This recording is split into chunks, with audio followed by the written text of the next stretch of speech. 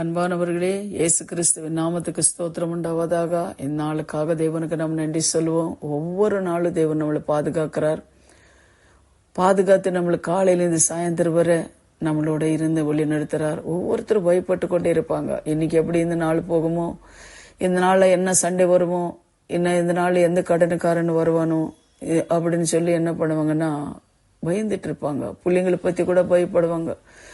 இன்னைக்கு வெளியில போயிருக்கிறான் என் மகள் வெளியில போயிருக்கலாம், என்ன நடக்குதோ, எப்படி வரானோ அப்படின்னு சொல்லி பயந்துட்டு இருக்கிறீங்க. அதனால கர்த்தர் சொல்றது என்ன, நீ பயப்படாது.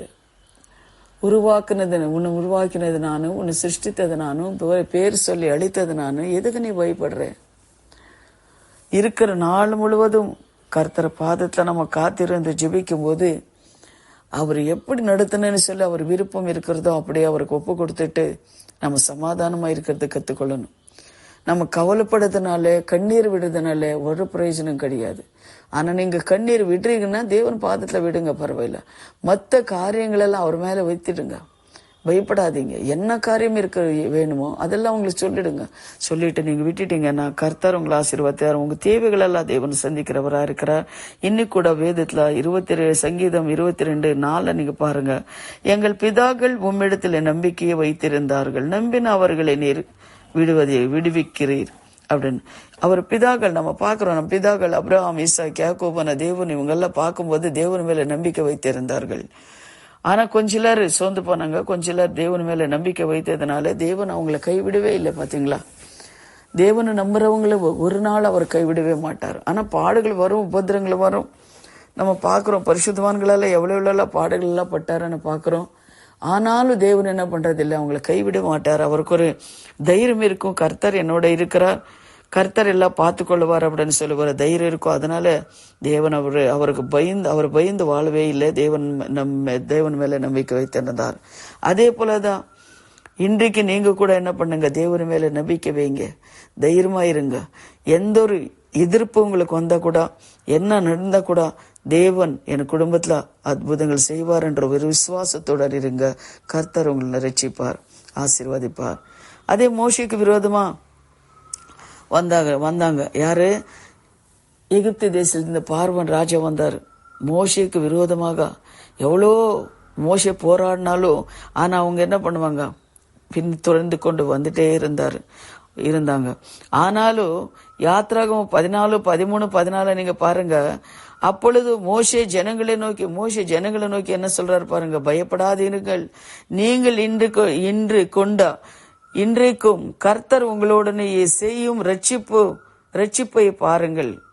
இன்றைக்கு நீங்கள் காண்கின்ற எகிப்தியரை இனி இன்றைக்கும் காண மாட்டீர்கள். கர்த்தர் உங்களுக்காக யுத்தம் பண்ணுவார், நீங்கள் சும்மா இருப்பீர்கள் என்று சொல்லுகிறார். அன்பானவர்களே, அதே போலதான் மோசேக்கு ஆண்டவர் சொல்றார், இத்தனை வருஷம் 400 வருஷம் பிள்ளைங்களை என்ன பண்ணாங்க, எகிப்து தேசத்துல கஷ்டப்பட்டாங்க. ஆனா இனிமே அவங்க என்ன பண்ண மாட்டாங்க, கஷ்டப்பட மாட்டாங்க. நீ உங்க பிள்ளைங்களுக்கிட்ட தைரியமா சொல்லு அப்படின்னு சொல்லி மோசே கிட்ட ஆண்டவர் சொல்லும் போது மோசே நின்று சொல்றார், இன்றைக்கு காண்கிற எகிப்தியர் இனிமே நீங்க காண மாட்டீங்க, நீங்க தைரியமா இருங்க, கர்த்தரே உங்களுக்காக யுத்தம் பண்ணுகிறார். அந்த விசுவாசம் நம்மளுக்கு வேண்டுங்க. அந்த விசுவாசம் நம்மளுக்கு இருக்கும் போது கர்த்தரே எனக்காக யுத்தம் பண்ணுகிறார் அப்படின்னு சொன்ன அந்த வசனத்தை அந்த வசனத்தை நாம் பெற்றுக்கொண்டு இனி காலையில் இந்த சாயந்தரம் வரை கர்த்தர் எனக்கு யுத்தம் பண்ணுகிறார், நான் பயப்பட மாட்டேன். எப்படிப்பட்ட காரியம் இருந்தாலும் சரி, வியாதிகள் இருந்தாலும் சரி, போராட்டங்கள் இருந்தாலும் சரி, பிரச்சனைகள் இருந்தாலும் சரி, தேவன பாதத்துல நீங்க என்ன பண்ண, அறிக்கை செய்து விசுவாசத்துடன் நீங்க கேட்கணும். அப்போ பாருங்க, நம்ம தாவீது கூட நம்ம பாக்குறோம். தாவீது என்ன பண்றாங்களா, காலையில அவர் ஜெபிச்சுட்டு ஆண்டவரோட வாக்குக்காக அவர் காத்திருப்பாராம். ஆண்டவரோட வாக்கு எப்போ வரும், எந்த வாக்கு எனக்கு தேவன் குடிப்பீரப்பா, எப்படி நீர் பேசுவீர் அப்படின்னு சொல்லி அந்த வாக்குக்காக காத்துட்டு இருப்பாரா. அது போல அன்பானவர்களே, இன்றைக்கு கூட நீங்க என்ன பண்ணுங்க, அவரோட சத்தத்துக்காக நீங்க காத்திருங்க. தேவனே என்ன நடந்தாலும் நன்றி ஐயா, யார் கைவிட்டாலும் நன்றி ஐயா அப்படின்னு சொல்லி கூட நீங்க என்ன பண்ணுங்க, ஜெபம் பண்ணுங்க. அபக்கூக் நீங்க பாத்தீங்கன்னா அவர் சொல்றாரு, மந்தில ஆடுகள் எல்லாமே போனாலும் பலவத்திலே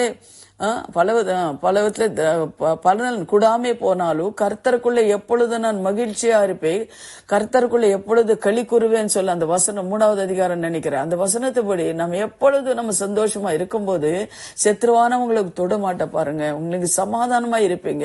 நீங்க கவலைப்பட்டு கொண்டு வேதனைப்பட்டு கொண்டு இருக்க தேவனுக்கு விருப்பம் இல்லைங்க. அதனால நீங்க என்ன பண்ணுங்க, சமாதானமா இருங்க. கர்த்தர் உங்களை ஆசீர்வதிக்கிறவரா இருக்கிறார். அவர் மேல பாரத்தை போட்டு விடுங்க. கர்த்தர் உங்களுக்கு ஒரு நாள் அவர் என்ன பண்றது இல்லை, கைவிடவே இல்லை. ஆதியாகம் 15:6 நீங்க பாருங்க, அவர் கர்த்தரை விசுவாசித்தான், அதே அவனுக்கும் நீதியாக எண்ணினார் அப்படின்னு. கர்த்தர் என்ன பண்றாரு, அபிரகாம் என்ன பண்ணார், கர்த்தரே விசுவாசித்ததுனால அவருக்கு நீதியாக எண்ணப்பட்டது அப்படின்னு சொல்லி நம்ம பாக்குறோம். அன்பானவர்களே, என்ன காரியம் இருந்தாலும் சரி கர்த்தர் மேல பாரத்தை வைங்க, அவர் மேல அவர் விசுவாசமா இருங்க. கர்த்தர் உங்களை ஒரு நாள் கைவிட மாட்டார். இப்பொழுது நம்ம ஜெபிக்கலாமா? எங்களை அதிகமாக நேசிக்கிற பரலோக பிதாவே, சர்வ வல்லமுள்ள தேவாதி தேவனே, சுவாமி, நாளுக்காக நேரத்துக்காக தேவனுக்கு நாங்க நன்றி செலுத்துக்கிறோம் ஐயா. நீர் கர்த்தாவே இந்த கால வேளையில தேவன் கொடுத்த இந்த வாக்குத்தத்தம் கர்த்தாவே கேட்கிற ஒவ்வொரு பிள்ளைங்களுக்கும் ஒரு தைரியத்தை கொடுங்க, சமாதானத்தை கொடுங்க ஐயா. அவங்க குடும்பங்களை கர்த்தாவே சத்ரு எந்த ஒரு கிரியைகளும் செய்யாதபடி கர்த்தாவே நீர் ஆண்டவரே அப்பா நீர் கொடுத்த கர்த்தாவே இந்த வாக்குத்தத்த வசனம் எங்கள் பிதாக்கள் எப்படி உம்மிடத்துல நம்பிக்கையை வைத்திருந்தார்களோ, நம்பின அவர்களை நீர் எப்படி விடுவித்தீரோ அது போல தகப்பனே ஆண்டவரே கேட்கிற ஒவ்வொரு பிள்ளைங்களும் உங்களை மேல நம்பிக்கையாய் இருந்து கர்த்தாவை கேட்கும் போது அவங்களுக்கு விடுதலை கொடுங்க. இன்னுமே அப்பா ஸ்தோத்திரம் ஆண்டவரே. அப்பா மோசே சொன்னது போல கர்த்தாவை இன்றைக்கு காண்கின்ற எகிப்தியரை இனிமேல் காண மாட்டீர்கள் என்று சொன்ன அந்த வசனத்தை பற்றி அவங்களுக்கு விரோதமா கர்த்தாவே ஆண்டவர் என்ன விரோதிகள் இருந்தாலும் இயேசுவின் நாமத்தினர் கர்த்தாவே நிர்மலமாகி அவங்க குடும்பங்களை ரட்சித்து பாதுகாத்துக் கொள்ளுங்க. இயேசுவின் நாமத்தினரே பிதாவே, ஆமேன் ஆமேன். God bless you. சமாதானமா இருங்க. கர்த்தர் உங்களை ஆசீர்வதிப்பார். இந்த வார்த்தை கூட நீங்க என்ன பண்ணுங்க, உங்களுக்கு தெரிஞ்சவங்களுக்கு ஷேர் பண்ணுங்க. அது ஒரு சின்ன ஊழியம் தான் உங்களுக்கு. அதனால நிறைய பேர் ஒவ்வொருத்தர் உள்ளத்துல தேவனை பேசுவார். அது அவங்க ஒரு ஆத்மா ரட்சிக்கப்பட்டாலே பரலோகம் சந்தோஷப்படும். அன்பானவர்களே, இந்த வார்த்தைகள் நீங்க என்ன பண்ணுங்க, ஷேர் பண்ணுங்க. கர்த்தர் உங்களை ஆசீர்வதிப்பார்.